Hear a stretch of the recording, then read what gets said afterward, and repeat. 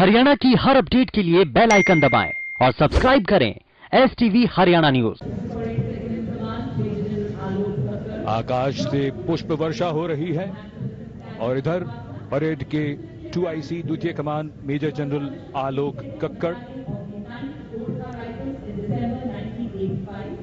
आज की परेड की द्वितीय कमान मेजर जनरल आलोक कक्कड़।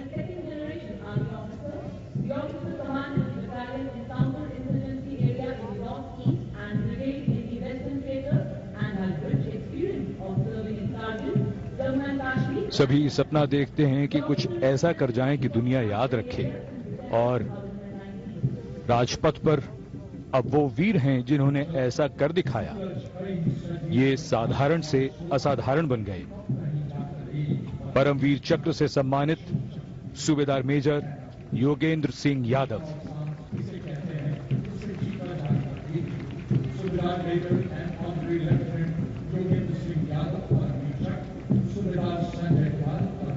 सूबेदार संजय कुमार और अशोक चक्र से सम्मानित lieutenant colonel D Shriram Kumar. Paramvir Chakra युद्ध के समय वीरता का सर्वोच्च सम्मान है और अशोक चक्र शांति के समय ऐसी ही वीरता के लिए सर्वोच्च सम्मान है। इन वीरों की कहानियां आने वाली पीढ़ियां सुनेंगी, सुनाएंगी और प्रेरणा पाएंगी। And now approaching the saluting base, we have the 122-member proud contingent of the Bangladesh Armed Forces, comprising soldiers of the Bangladesh Army. With them we have Bangladesh Navy and the Air Warriors of the Bangladesh Air Force, led by Contingent Commander Lieutenant Colonel Abu Muhammad Shahanu Shahwan and his deputies, Lieutenant Farhan Ishra and Flight Lieutenant Sibat Rahman. Marching to the awakening song of Shono Ekti Mujiburer, Theke Lokho Mujibir, meaning listen to the voice of Mujibur, which has been multiplied by hundreds and thousands of his followers, played by the marching band led by Lieutenant Colonel Benazir Ahmed. These soldiers are the torch-bearers of the flame of friendship between the two countries, and we are honored to have them for the first time in our Republic Day parade as we celebrate 50 years of the establishment of diplomatic relations with Bangladesh.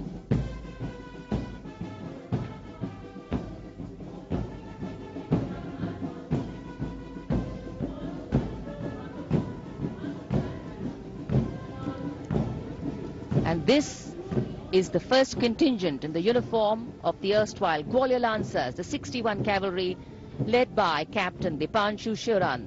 The 61 Cavalry is the only active serving horse cavalry regiment in the world. With their motto, Ashva Shakti Yashobal, meaning horsepower is forever supreme, the regiment has won 39 battle honors and stands tall in the international equestrian and polo field.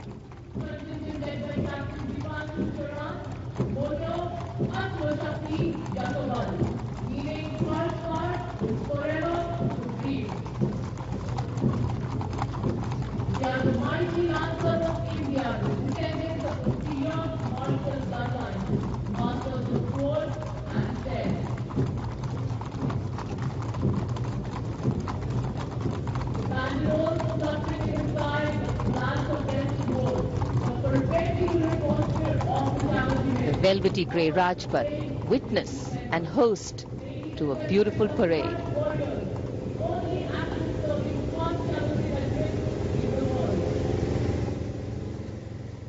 And this is the rumble we were talking about.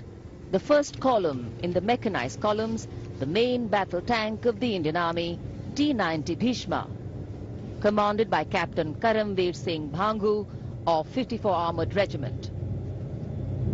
The MBT, or the main battle tank, is designed on the hunter-killer concept and is equipped with a powerful 125mm smoothbore gun, one 7.62mm coaxial machine gun, and a 12.7mm anti-aircraft gun. In fact, the tank can fire laser-guided missiles and engage targets at distances of up to 5 kilometers during the night. It is also capable of moving underwater. And the motto of the regiment is सर्वत्र यशो विजय।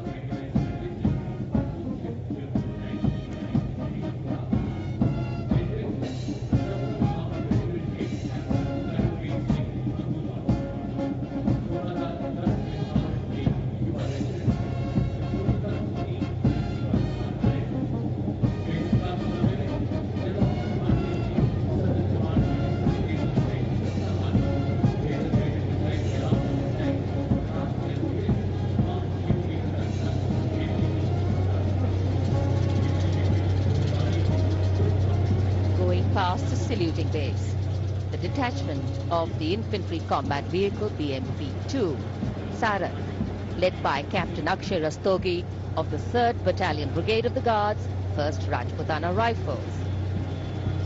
The BMP is a high-mobility infantry combat vehicle with potent armament and state-of-the-art night fighting capability. The Indian Army has recently upgraded it with thermal imaging sight kit, which gives it a capability to destroy any unknown enemy target up to a distance of 4 kilometers at night. In fact, it is one of the best amphibious fighting vehicles in the world.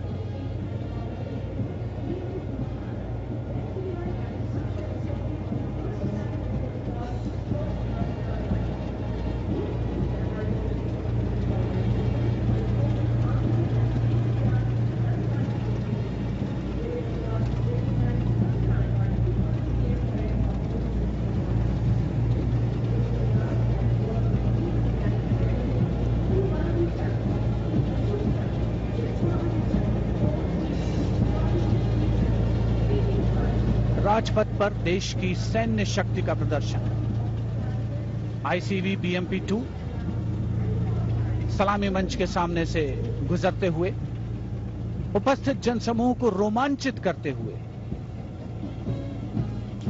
विशिष्ट दर्शक दीर्घा, केंद्रीय मंत्रिमंडल के सदस्य, वरिष्ठ अधिकारीगण और अब राजपथ पर गर्जना हो रही है।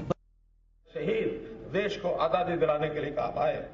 हमारा दायित्व बनता है कि हम ऐसे वीर सैनिकों को, ऐसे वीर शहीदों को, ऐसे वीर शहीदों के परिवारों को, उनको भी हमेशा हमेशा याद रखें और उनकी जीवनचर्या में जितने भी काम है उनको सुगमता से वो चला सके अपने परिवारों को, इसके लिए हमेशा हम काम करें।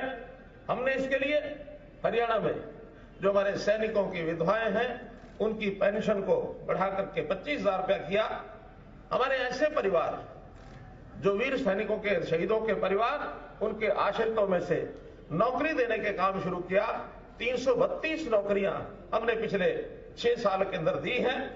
इसी प्रकार जो एक्स ग्रेशिया राशि है 20 लाख रुपए से बढ़ा करके उसको भी हमने 50 लाख रुपया किया है।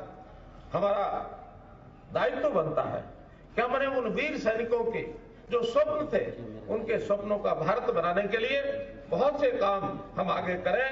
उन कामों के लिए हम लगातार तत्पर हैं, करते रहते हैं। हमें याद है कि डॉक्टर अंबेडकर जी ने हमें संविधान प्रदत्त करके हमारी जो एक स्वतंत्रता को एक गणतंत्र दिवस के नाते से उसको लागू कराया।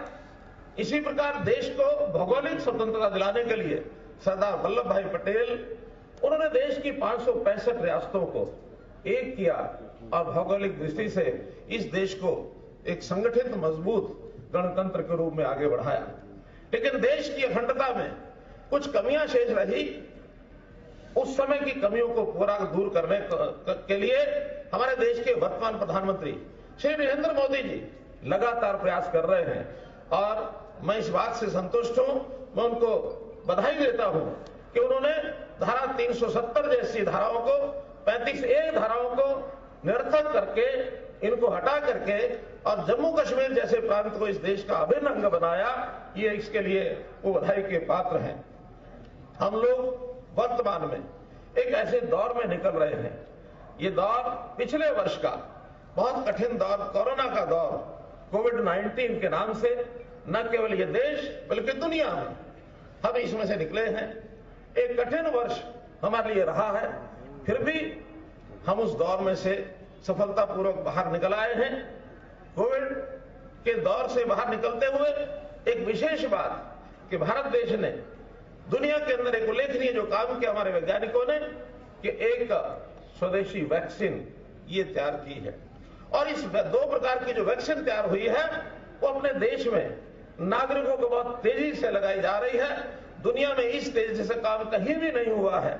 वर्तमान समय तक पिछले 1 पखवाड़े में ही लगभग 10 लाख लोगों को कोविड का वैक्सीन ये लगाया जा चुका है, और प्रसन्नता की बात यह है कि जिसमें से 1,05,000 कोविड के जो वैक्सीन के टीके अपने हरियाणा में ही लगे हैं। बहुत द्रुत गति से ये काम हो रहा है। दुनिया में हम लोग अग्रणी हो गए हैं। इतना तेजी से काम ना अमेरिका ने किया है, ना यूके ने किया है, ना जापान ने किया है, किसी देश ने नहीं किया। लेकिन हमारा देश इस सफल प्रयोग के बाद ऐसे जो हमारे मित्र देश हैं जिनकी अपेक्षा हमसे बनी हुई है, उनको भी वैक्सीन हम भेज रहे हैं।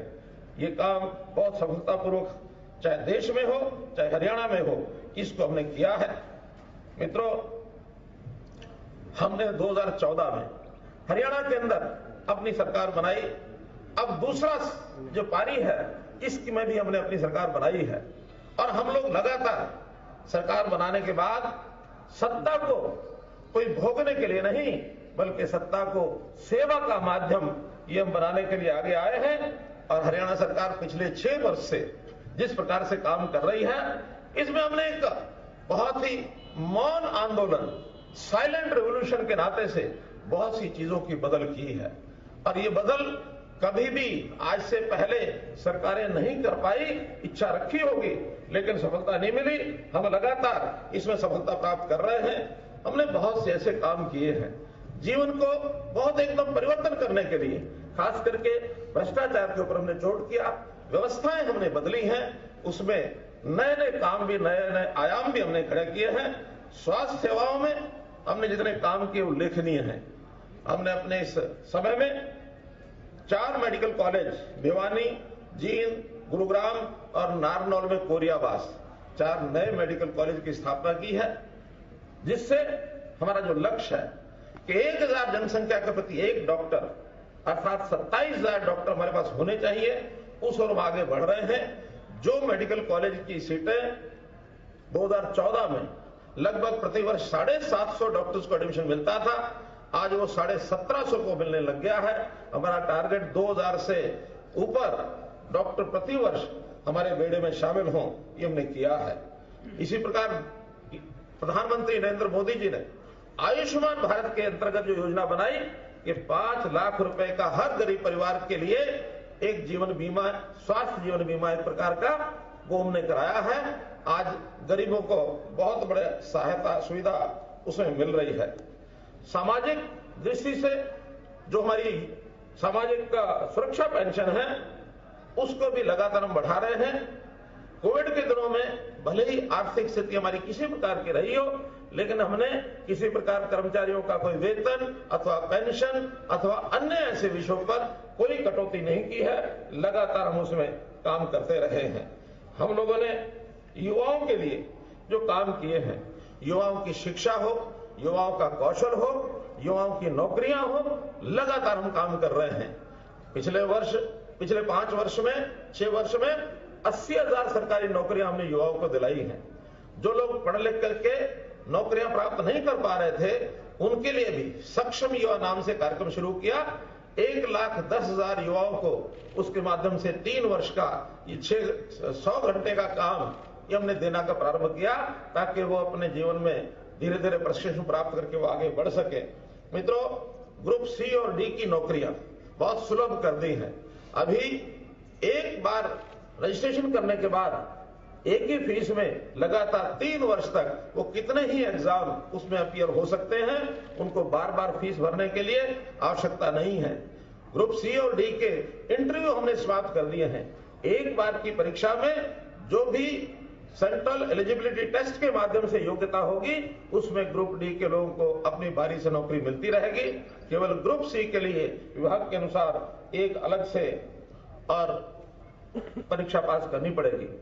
ये नौकरियां हमने शुद्ध मेरिट पर देनी शुरू की हैं। पर्ची और खर्ची इसको बंद किया है। युवा बहुत ही संतुष्ट है इस बात से, उसको इस बात का संतोष है कि पढ़ाई के बाद योग्यता के आधार पर उसको उसका फल मिलने वाला है। कॉलेज में पढ़ते ही उसको पासपोर्ट की व्यवस्था लागू की ताकि उसको अप्लाई करने के बाद पासपोर्ट मिल जाए।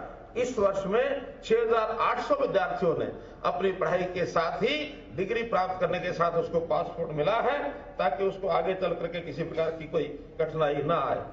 प्रदेश के अंदर हरियाणा के युवाओं को नौकरियां मिले, 75% नौकरियों का ये प्रावधान, ये भी हमने प्राइवेट नौकरी के लिए ये किया है। इसलिए मित्रों, युवाओं के लिए ये जो सब काम किए हैं, इससे हमारा युवा बहुत संतुष्ट है। जहां तक बात किसानों की है, 2022 तक हर किसान की आय डबल हो, ये हमारे प्रधानमंत्री जी का लक्ष्य है और उस लक्ष्य की ओर हम आगे बढ़ रहे हैं। इसके लिए जितने भी उनकी कठिनाइयां हैं उनको दूर करने के लिए, चाहे खाद की हो, बीज की हो, बिक्री की हो, एमएसपी की हो, एमएसपी में 50% कम से कम लाभ उनको मिलना चाहिए, इस प्रकार की योजनाएं बनाई गई हैं। और प्रोक्योरमेंट के नाते से हरियाणा एक ऐसा प्रांत है जिसने 9 फसलें अपने एमएसपी प्रदेश सरकार की योजना से ही की है, ये खरीदारी की है, आसपास किसी और प्रदेश ने नहीं की है।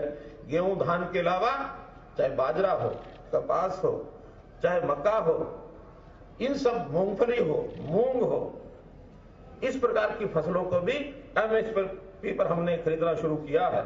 साथ ही सब्जियों में भावांतर भरपाई योजना कि किसी प्रकार का अगर लॉस होता है, घाटा होता है, तो उसकी भरपाई सरकार करेगी।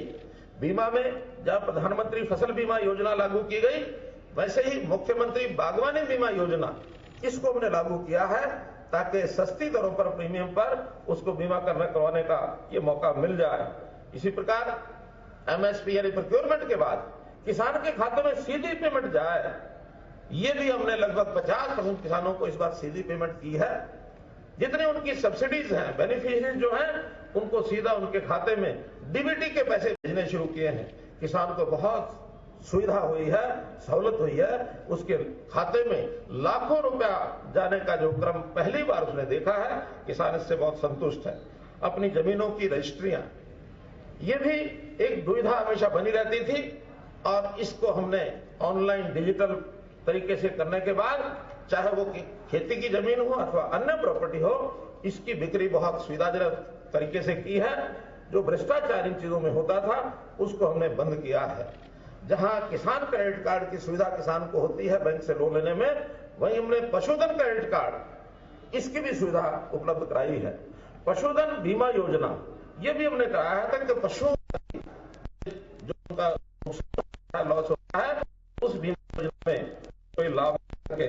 मित्रों, मेरा ब्यौरा, ताकि हर किसान का एक बने कि कितनी कहां जाकर उसको बेचनी है, कभी खराबा होता है तो उसको कंपनसेशन ठीक से मिल जाए। ये झगड़े जो दुनिया भर के होते हैं, उनमें से बाहर निकले। पानी की बचत, ताकि उन इलाकों में भी हो सके जहां भी नहीं होती। माइक्रो इरिगेशन की सुविधा किसान को होती है बैंक से लोन लेने में, वहीं हमने पशुधन क्रेडिट कार्ड, इसकी भी सुविधा उपलब्ध कराई है। पशुधन बीमा योजना, ये भी हमने कराया है ताकि पशुओं का भी ये जो उनका नुकसान होता है, लॉस होता है, उस बीमा योजना में उसको ये लाभ मिल सके। मित्रों, मेरी फसल मेरा ब्यौरा, ताकि हर किसान का एक खाता बने कि कितनी फसल उसने बोई है, कहां जाके उसको बेचनी है, कभी खराबा होता है तो उसको कंपनसेशन ठीक से मिल जाए। ये झगड़े जो दुनिया भर के होते हैं, उनमें से बाहर निकले। पानी की बचत, ताकि सिंचाई उन इलाकों में भी हो सके जहां अभी तक सिंचाई नहीं होती। माइक्रो इरिगेशन के नाते से वह पानी पहुंचाने का हमने काम किया है। और जब पानी की खपत ज्यादा होती है, उसमें मेरा पानी मेरी विरासत जैसी योजनाएं हमने लागू की। 7,000 रुपया प्रति एकड़ उनको इसका सब्सिडी एक प्रकार की दी गई है ताकि वो पानी की बचत करें। मुझे खुशी है बताते हुए कि लगभग 80,000 एकड़ में हमारे किसानों ने धान ना बो करके इस बार अन्य फसलें ये बोई हैं ताकि उसमें पानी की बचत ये उनको हो सके। हमारा ग्रामीण क्षेत्र, इसके अंदर भी सुविधाएं बहुत हमने दी हैं। विकास के सब प्रकार के काम, चाहे वहां की गलियां हैं, नालियां हैं, पंचायतें हैं, पंचायतों को हमने शिक्षित किया है। और अभी तक तो शिक्षित पंचायत यही हमने काम किया। इस बार से नई पंचायतें जो आएंगी, हम न केवल शिक्षित पंचायतें बल्कि प्रशिक्षित पंचायतें, उनके ट्रेनिंग के भी प्रावधान ये हम करेंगे ताकि इस लोकतंत्र में हमारी जो सबसे मूल इकाई है पंचायत, वो जनता को किस प्रकार से सुख पहुंचा सकती है, चाहे विकास के काम हैं, चाहे दैनंदिन कठिनाइयों को हल करने के काम हैं, हमारी पंचायतें प्रशिक्षित भी होंगी, ये हम काम करेंगे।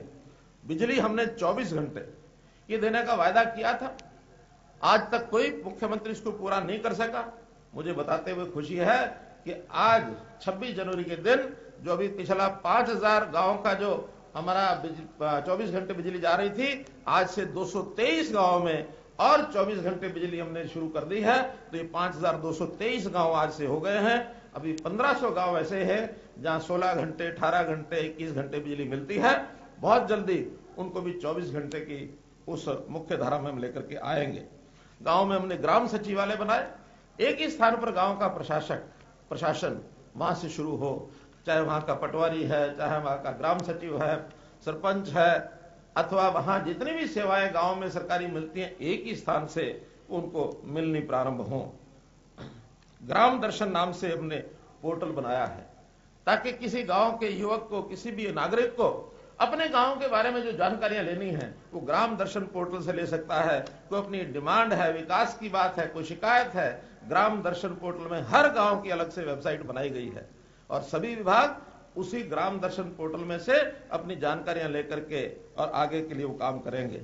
लाल डोरा नाम से जो व्यवस्था थी अंग्रेजों के टाइम से, उसका अध्ययन करने के बाद ध्यान में आया कि इसकी गांव के लोगों को बहुत कठिनाई है। हमने लाल डोरा समाप्त करके और हर परिवार के जो घर की रजिस्ट्री है वो उसको करके दी है ताकि उस संपत्ति का वो उपयोग कर सके, बैंक में लोन लेने का नाते कर सके, झगड़े समाप्त हो जाए, कल को कोई बेचने खरीदने के लिए भी उनको सुविधा हो जाए। और एक और बात की प्रसन्नता कि हमारा ये जो लाल डोरा समाप्त करने की योजना, इसको देश भर में अपनाया गया और अभी 8 प्रांतों में स्वामित्व नाम से योजना ये चल रही है। सब लोग इसको बहुत ही एक सराहनीय काम बता रहे हैं। घर घर में नल से जल, ये लगातार हम काम कर रहे हैं। लगभग 28 लाख परिवारों को जल से नल, ये हमारा टारगेट है जो ग्रामीण क्षेत्र के अंदर है। और उसमें 3 जिले, पंचकुला, अंबाला, कुरुक्षेत्र, हर घर के अंदर जल से नल, ये काम पूरा हो चुका है। शेष काम चल रहा है, बहुत जल्दी पूर्ण होगा। शहरों में भी विशेष बात, लोकतांत्रिक व्यवस्था में चुनाव हर 5 साल बाद होते हैं। शहरों में हमने एक व्यवस्था शुरू की कि मेयर, चेयरमैन, चाहे वो नगर निगम है, नगर परिषद है, नगर पालिका है, इनमें डायरेक्ट चुनाव होंगे। पहले ये इनडायरेक्ट चुनाव होते थे, तो जनता को और अधिकार हमने दिया है डायरेक्ट चुनाव के माध्यम से। और शहरों के अंदर इस बात को नागरिक बहुत पसंद कर रहे हैं, ये हमने काम किया है। अमृत योजना, स्मार्ट सिटी, इस प्रकार की योजनाएं भी वो लगातार और वो आगे बढ़ रही हैं। हमने नए नए विभाग भी बनाए हैं, चाहे उद्योग में एमएसएमई, लघु और सूक्ष्म उद्योग के लिए अलग से एक विभाग, ताकि अधिक से अधिक काम कर सके। पिछले 5 वर्ष में 48,000 छोटे उद्योग ये हरियाणा में लगे हैं, जिसमें से 5 लाख लोगों को और एक प्रकार से रोजगार मिला है, प्राइवेट उद्योगों को रोजगार। तो ये अलग से विभाग बना करके और इस काम को और आगे बढ़ाया जाए। 21 जिलों में हम उद्योगों के क्लस्टर ये बनाने वाले हैं ताकि लघु उद्योग अथवा बड़ा उद्योग किसी एक सेक्टर को लेकर के क्लस्टर वाइज इस काम को आगे बढ़ाए।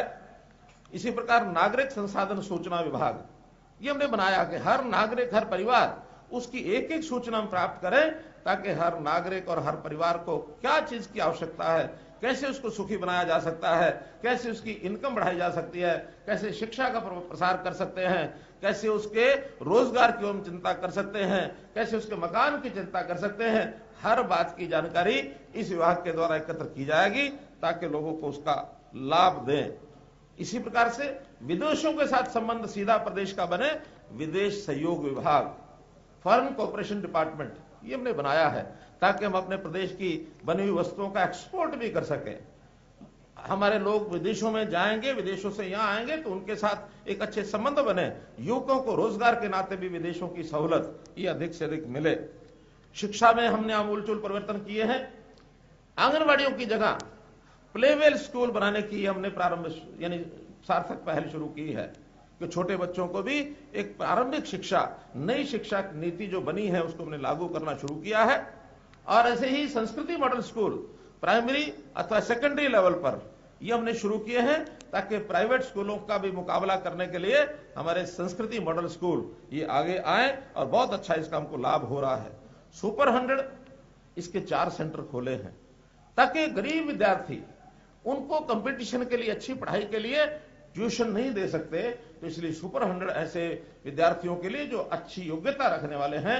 और मुझे खुशी है इस बार उसमें से 80 के लगभग ऐसे बच्चे हैं जो इंजीनियरिंग में, जो एमबीबीएस कोर्सेज में, जो अच्छे हायर एजुकेशन के लिए आगे बढ़े हैं। इन सेंटर में से 83 बच्चे ऐसे आगे बढ़े हैं।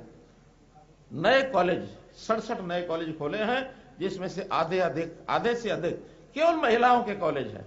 महिलाओं के लिए 10 किलोमीटर के दूरी पर एक महिला कॉलेज अवश्य हो, इस प्रकार की हमारी योजना है। इसमें हमने काफी कुछ काम कर लिया है।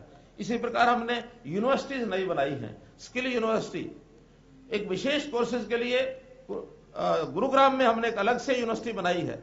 संस्कृत यूनिवर्सिटी बनाई है। स्पोर्ट्स यूनिवर्सिटी राई में बनाई है। ऐसे नई नई विधाओं को सिखाने के लिए हम लोग शिक्षा में काफी आगे बढ़ रहे हैं। पंडित दीनदयाल जी उपाध्याय के नाम से चिकित्सा विश्वविद्यालय कुटेल करनाल के अंदर ये भी नए रूप से इसका खड़ा किया गया है। पंचकुला में ही आयुर्वेद का एम्स ये केंद्र ने सैंक्शन किया है और इसके लिए जमीन उपलब्ध करा दी गई है। बहुत जल्द इसका काम ये शुरू हो जाएगा। उच्च शिक्षा के लिए गरीब विद्यार्थियों को आर्थिक दृष्टि से कठिनाई जो आती है तो उसमें सुलभ ऋण उपलब्ध कराए जाएं और बिना गारंटी के, उसकी गारंटी सरकार देगी। अभी तक गारंटी ऋण लेने वाले को उनके माता पिता को देनी पड़ती थी, अब वो गारंटी सरकार देगी ताकि किसी गरीब विद्यार्थी को इस प्रकार की कठिनाई इसमें न आए। महिलाओं के लिए हमने पर्याप्त काम किए हैं। मित्रों, महिलाओं के लिए थाने हैं, दुर्गा वाहिनी ये हमने बनाई है, दुर्गा शक्ति ऐप, ताकि महिलाओं के खिलाफ जो अपराध होता है तो तुरंत वो अपनी जानकारी उस ऐप के माध्यम से और सुरक्षा की दृष्टि से वो दे सके। सेक्स रेशो जो 871 थी, अब हमारे इस समय में वो 900 बढ़कर के 922 हो गई है। इस पर और काम करने की आवश्यकता है। इस पर भी हम काम करेंगे। छात्राओं के लिए परिवहन की सुरक्षा, उनके लिए विशेष बसें ये हमने चलाई हैं ताकि किसी प्रकार की कठिनाई ना आए। जो महिलाओं के विरुद्ध अपराध होते थे उसके लिए 16 फास्ट ट्रैक कोर्ट ये स्थापित कराए हैं ताकि किसी भी, खास करके किसी बच्ची के खिलाफ जो अपराध होता है उसका फास्ट ट्रैक कोर्ट के माध्यम से जल्दी सजा हो जाए। इसका सबसे पहले हरियाणा ने इसका प्रावधान किया है। महिलाओं की भागीदारी, पंचायती राज सिस्टम में 50% की भागीदारी ये हमने सुनिश्चित की है। जो अभी तक 33% का आरक्षण था, अब उसकी भागीदारी 50% तक सुनिश्चित की है। उज्ज्वला योजना देश भर में लागू हुई। हमारे यहाँ 9,20,000 परिवारों को गैस सिलेंडर ये दिए गए हैं। बीपीएल बिलो पॉवर्टी लाइन ये बड़ी समस्या रहती है हरियाणा के अंदर। इसका एक पुनर्निरीक्षण करने की जो बात आई है, दोबारा से इसका सर्वे किया जाए। हमने उसके अंदर बहुत सुविधा ये दी है कि पहले जो बीपीएल की लिमिट 1,20,000 रुपया आय प्रतिवर्ष थी, उसको हमने 1,80,000 रुपया कर दी है। उसका सर्वे चल रहा है। बहुत जल्दी नई बीपीएल की जो लिस्ट है वो सब आ जाएगी। इसी बीपीएल के माध्यम से जिनकी आय 1 लाख रुपए से कम है, ऐसे जो न्यूनतम आय के परिवार हैं, अगले वर्ष अप्रैल में हम योजना बना करके उस न्यूनतम आय के परिवार को 1 लाख रुपए की वार्षिक आय अवश्य हो, इस प्रकार की योजना हम बना रहे हैं ताकि गरीब जो सबसे अंतिम पायदान पर है, अंत्योदय योजना। Dependable companions in the inhospitable terrains of Rajasthan and the run of Kutch. It would be interesting to note that 75 different dress items are necessary to ceremonially dress camels and riders of the BSF. The motto, duty unto death.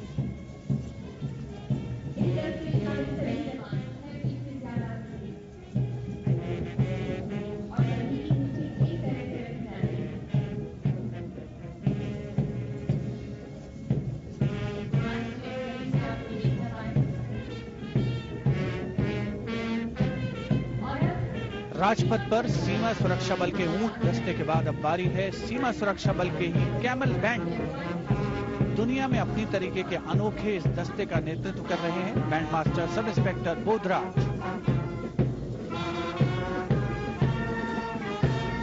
ये दस्ता धुन बजा रहा है, हम हैं सीमा सुरक्षा बल। 3 में हमारे अधिकार दिए गए हैं, वहीं पर आर्टिकल 4 में कुछ कर्तव्य भी दिए गए हैं। तो उन कर्तव्यों को ध्यान में रखते हुए और हम लोगों को अपने कर्तव्यों को भी याद रखना चाहिए। हमारे जितने अधिकार हैं, ये अधिकार कोई एकदम खुले रूप से कि अधिकार है तो हम कुछ भी करेंगे, उसकी सीमाएं हैं। उन सीमाओं के माध्यम से हम याद रखना चाहिए कि हमने जो इस संविधान को स्वीकार किया उसको मानना, उसका पालन करना, इसकी जिम्मेदारी हमारी बनती है। अगर हम संविधान के रूप में जो अधिकार, जो बोलने की हमको आजादी मिली है, आजादी का उपयोग करना चाहिए, लेकिन इसका मतलब ये नहीं कि हम उस आजादी का किसी को गाली देने के लिए उपयोग करेंगे। बोलने की आजादी है, लेकिन गाली देने की आजादी नहीं है। अभिव्यक्ति के में आजादी है, लेकिन उस अभिव्यक्ति के माध्यम से ऐसी बात नहीं बोलेंगे किसी के मन को ठेस लगे। किसी का अपमान करने की आजादी ये हमको नहीं है। इसी प्रकार से हमको जीवन जीने की स्वतंत्रता तो है, लेकिन इसका अर्थ ये नहीं है कि हम कोई ऐसा काम करें जिसमें किसी दूसरे के जीवन को कोई हानि पहुंचे, किसी के जीवन को लेने का अधिकार हमको नहीं है। इसलिए आंदोलन करने की आजादी भी हमें है, लेकिन इस आंदोलन के मतलब ये नहीं है कि हम उसको अराजकता तक ले जाएं। अराजकता फैलाने की ये आजादी हमको नहीं है। इसलिए मित्रों, इन सब बातों को ध्यान में रखते हुए हम लोग अपने इस गणतंत्र दिवस पर एक संकल्प लें कि हम आजादी का उपयोग करेंगे, गणतंत्रता का उपयोग करेंगे, संविधान में विश्वास करेंगे, लेकिन असीमित ढंग से अपने अधिकारों का उपयोग नहीं करेंगे। जो सीमाएं हमारी उनको ध्यान में रखें और जहां अधिकारों की बात है वहीं कर्तव्यों का पालन करने के नाते हम आगे बढ़े। मैं इस अवसर पर आप सब लोगों को और आपके माध्यम से हरियाणा की जनता को बहुत बहुत बधाई और शुभकामना देता हूं, और इसी प्रकार से हमारा अगला वर्ष ये भी खुशियों से भरा हुआ आए, हम अपने कर्तव्यों का पालन करें। बहुत बहुत धन्यवाद, बहुत बहुत आभार। आधुनिक तकनीक का भी इस्तेमाल किया जाता है नेशनल सिक्योरिटी गार्ड द्वारा विपरीत परिस्थितियों पर पार पाने में।